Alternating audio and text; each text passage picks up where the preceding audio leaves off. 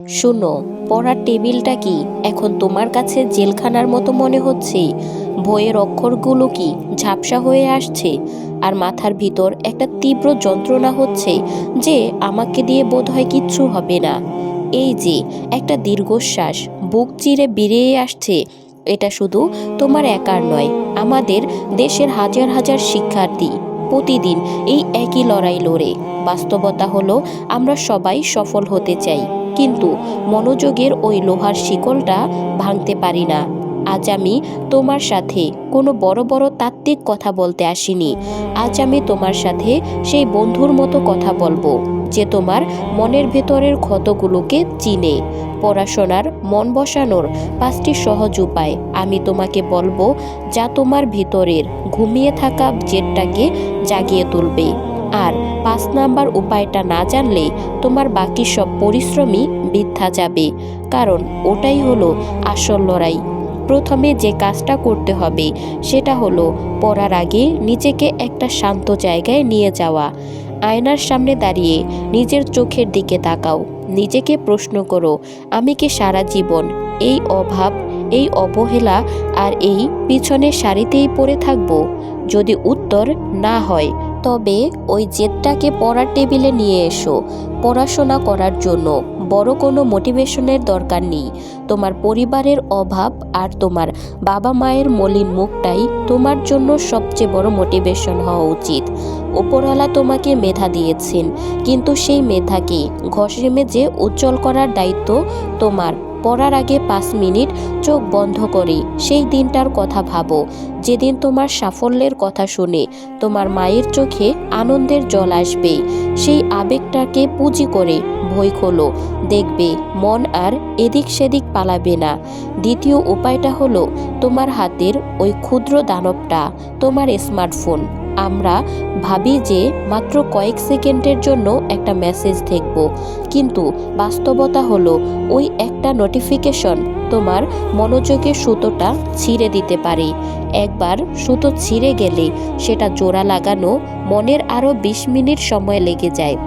এই 21 দিন নিজেকে একটি কঠিন শাসনের ভিতরে রাখো। যখন পড়তে বসবে, ফোনটা পাশের ঘরে বা আলমারিতে তালাবদ্ধ করে রাখো। দুনিয়া উল্টে গেলেও ওই ফোন তুমি স্পর্শ করবে না। বিশ্বাস করো, ডিজিটাল এই আসক্তি থেকে মুক্তি না পেলে তুমি কোনো দিন তোমার আসল মেধার দেখা পাবে না। প্রকৃতি তোমাকে অসীম ক্ষমতা দিয়েছেন, সেটাকে একটা ছোট্ট স্কিলের ভিতরে বন্দি করে রেখো না। তৃতীয়ত, পড়াশোনাকে কখনোই পাহাড় সমান মনে করবে না। আমরা যখন দেখি সামনে বিশাল সিলেবাস, তখন মন শুরুতেই ভাবে যে আমি বোধহয় পারবো না। এর চেয়ে কাজটাকে ছোট ছোট টুকরো করে ফেলো। নিজের বলো, আমি মাত্র 30 মিনিট পড়ব। এই 30 মিনিট পৃথিবীর সব ভুলে গিয়ে কেবল এই একটি পাতাই শেষ করব। এই ছোট ছোট লক্ষ্য যখন তুমি পূরণ করতে শুরু করবে, তখন তোমার মস্তিষ্কে একটি জয়ের আনন্দ খেলা করবে। আমাদের মন যখন ছোট ছোট জয় পায়, তখন সে বড় জয়ের জন্য ক্ষুধার্ত হয়ে ওঠে।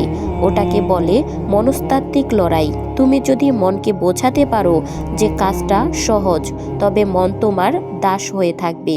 আর যদি কাজটাকে কঠিন ভাবো, তবে তুমি মনের দাস হয়ে পড়বে। চতুর্থত হলো পড়ার পরিবেশটাকে একটা পবিত্র জায়গার মতো করে তোলা। তোমার পড়ার টেবিলটা কি ধুলোবালি আর অগোছালো কাগজে ভরা? তবে যেন তোমার চিন্তাতে অগোছালো হয়ে যাবে। জায়গাটা পরিষ্কার করো, অগোছালো বইগুলো গুছিয়ে রাখো। সেখানে শুধু সেই বইটাই থাকবে যা তুমি এখন পড়বে। চারপাশে যত কম জিনিস থাকবে, মনের বিচ্যুতি তত কম হবে।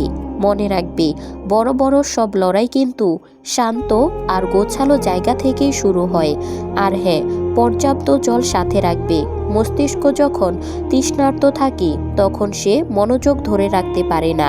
তাই পড়ার মাঝে মাঝে অল্প অল্প জল খাও, তোমার মস্তিষ্ককে সতেজ রাখবে।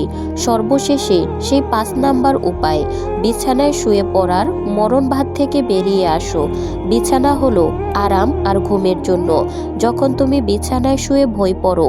তোমার অবচেতন মন ভাবতে থাকে যে এখন বিশ্রামের সময়, ফলে তোমার অজান্তেই তোমার চোখের পাতা ভারী হয়ে আসে, মনোযোগ চলে যায় আলস্যের দিকে। মেরুদণ্ড সোজা করে চেয়ারে বসো। তোমার শরীরের ভঙ্গি বা পশ্চার তোমার মনকে একটা সংকেত পাঠায় যে তুমি এখন কোনো গুরুত্বপূর্ণ মিশনে আছো। লড়াইটা সহজ নয়, কিন্তু তুমি যদি শক্ত হয়ে বসতে পারো তবে অর্ধেক জয় তখনই হয়ে যাবে। আলস্য হলো সফলতার সবচেয়ে বড় দেয়াল। এই দেয়ালটাকে তোমাকে ভাঙতেই হবে। পড়াশোনাকে শাস্তি মনে করো না, একে ভাগ্য বদলানোর চাবিকাঠি মনে করো।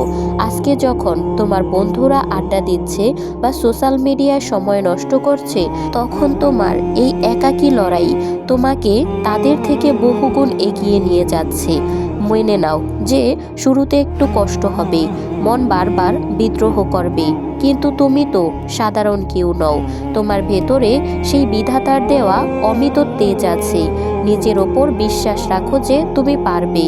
একদিন যখন এই পরিশ্রমের ফল তোমার হাতে আসবে, তখন আজকের এই ত্যাগের কথা মনে করে তোমার ঠোঁটে একটা তৃপ্তির হাসি ফুটবে। সেই হাসির জন্য কি আজ একটু কষ্ট করা যায় না? এখন তোমার পালা। অনেক তো হলো অজুহাত, অনেক তো হলো পিছিয়ে আসা। যদি সত্যি তুমি আজ থেকে নিজের ভাগ্য বদলাতে চাও, তবে কমেন্টে লিখে যাও, আমি আজ থেকে শুরু করব। মনে রেখো, আমরা একাই লড়ি, কিন্তু একে অপরের অনুপ্রেরণা হয়ে অনেক দূর যেতে পারি। চলো, আজ থেকে পড়াশোনা হোক তোমার শ্রেষ্ঠ ইবাদত, তোমার শ্রেষ্ঠ সাধনা। তো বন্ধুরা, ভিডিওটি ভালো লাগলে একটা লাইক কমেন্ট করে দাও, আর আমাদের চ্যানেলে নতুন হয়ে থাকলে এখনই সাবস্ক্রাইব করে দাও। দেখা হচ্ছে পরবর্তী কোনো ভিডিওতে। সেই পর্যন্ত ভালো থেকো, সুস্থ থেকো। আল্লাহ হাফেজ।